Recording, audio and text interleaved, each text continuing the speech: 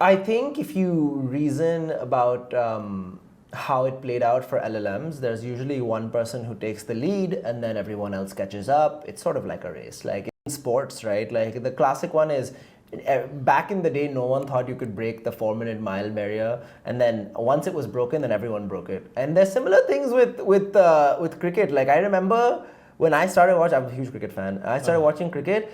You couldn't cross 300, and 400 was unthinkable of. And then once, they crossed, I think South Africa did the first one or somebody did the first one that crossed 400. There's so many other scores above 400 now. So I think, technology also evolves in that way. Someone's probably going to take the lead and do it first, and then other people are going to catch up and try to do the same thing. But going into the technicals of how operator and computer use and these kinds of things work, I think right now we're seeing very, very early days, and it's very easy to be disillusioned by it because it's so slow for some subset of tasks that humans do really quickly. True. Right? It takes like, okay, I'm looking at the screen, thinking for 3 seconds. Okay, I know I have to click this button, click button. That's really boring, and that's not really showing the power of these models.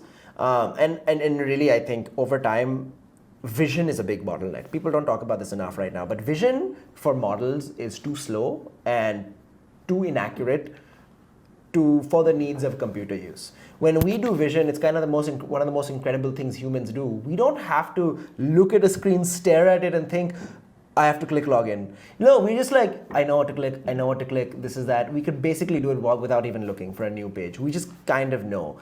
And the kind of two things I'm really excited about technologically, I'm not going to call a winner, I don't know, no one knows.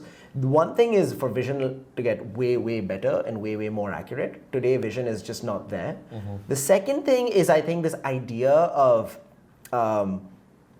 training on software. And what I mean by that is, today, how the model works is it sees a screen and it has to do some reasoning to figure out the next step. Like I've gone into, I don't know what a good example, I've gone into DoorDash and I'm trying to order some food.